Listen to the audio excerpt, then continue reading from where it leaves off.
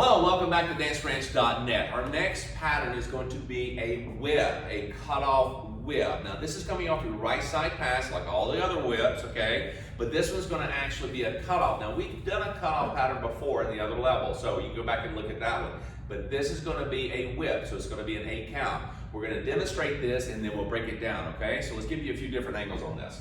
So we have a 1, 2, 3, and 4, 5, 6, 7, and 8. Nice, yeah? So we're going to go toward the camera on this one. Ready, in. 1, 2, 3, and 4, 5, 6, 7, and 8. Nice. Let's give you one more angle here. All right, you're liking it, right? So here we go. 1, 2, 3, and 4, 5, 6, 7, and 8. Let's give you one more time. 1, 2, 3, and 4, 5, 6, 7, and 8. Nicely done. That's it. Go practice. I'm just kidding. All right, so what we're going to do here, we're going to break it down. Now this is coming off a right side pass, so that's number 1. Okay, so gentlemen, that means your right side shoulders opening up and she's coming to your right side.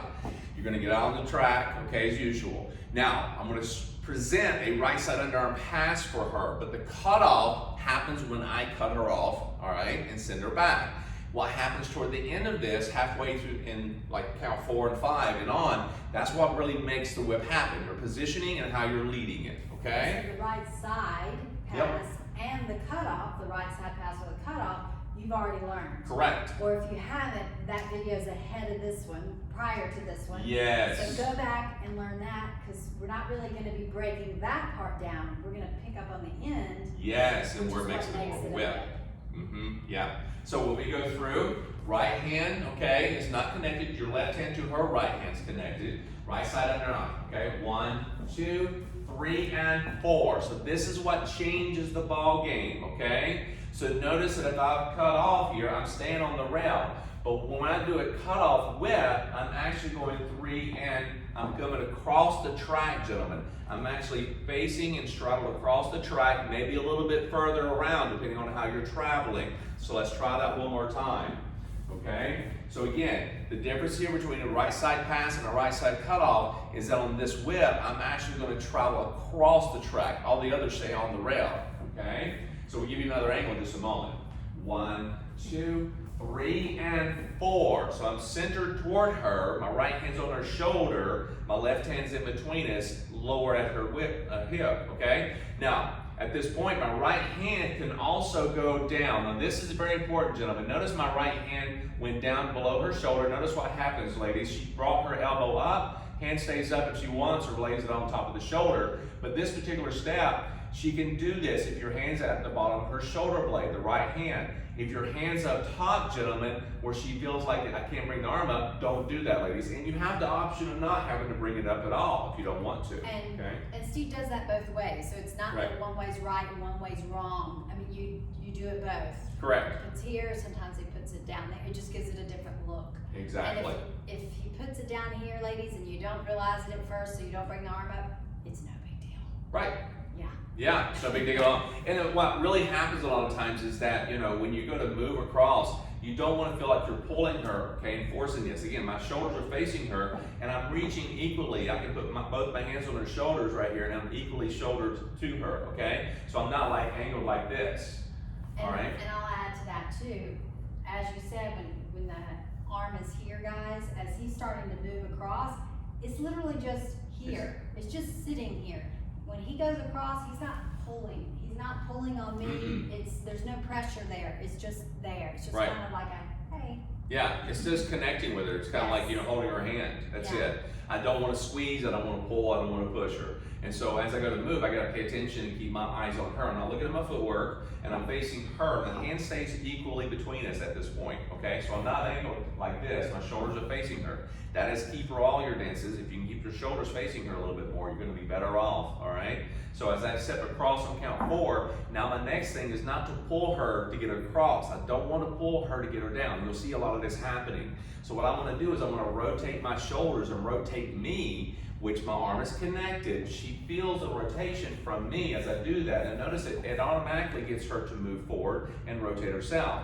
You'll also notice Monica is stepping forward on her right foot. It means that she's going to turn to her right. That's just an indicator.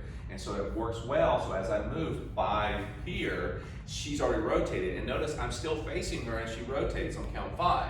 Cool? So I'm not pulling her, I'm just rotating myself, keep my shoulders facing her, and she rotates with me. So I don't make her do all this stuff. I don't make her do anything. I'm just asking her and guiding her as she moves herself. That is a key component here. And just to reiterate what he's saying, because this is just such a huge part of this part of the whip. Yeah. When Steve goes to turn, or when you go to turn, you're just taking your arm with you. Yeah. Like you do the other movements that You're he just, teaches. it's a part of you. And so you're not bringing me. You don't have to pull your follower with you. Exactly. So that just comes with you. Yeah. And as it comes, we're gonna know to turn. Yeah, we're not cavemen. We don't want to make her and pull her, you know, we don't do that. We just want to make sure that we're actually moving ourselves. Well, there's enough for us to do already, so we just need to be concerned that when we actually move, we're not trying to pull her to get her part through. I'm just moving me, and my movement, my lead, my positioning influences her to do her part. So it's not like you're trying to do 2 jobs, you're just doing your job, and it makes her job easier. Cool? Now, once we finish this, you'll notice it's just a release out and finish off the pattern, okay? So once more, let's kind of get through that. All right, let's take it from this angle though. So we're gonna go 1, 2, 3, and 4, 5, 6, 7, and 8. Yeah, see how I just kind of go across? I went from here, 4, 5. Now when I move through this, gentlemen, I'm not looking at my footwork, I'm not trying to work on foot positioning, I'm just working on my rhythm and counting here. You can go both ways, timing or rhythm, but you know, or just call out waltz and triples, all right? So as I move through, 1, 2, 3, and 4, I can start moving on this through here and going 3 and 4. I gotta get across the track to the other rail by count 4, okay? You're gonna be centered toward her in the track, or you may be slightly over because she's already rotating and stepping into that count 4. So there's a little bit of gray area there that you can just start rotating into 5 off the 4 into that and get out of the way.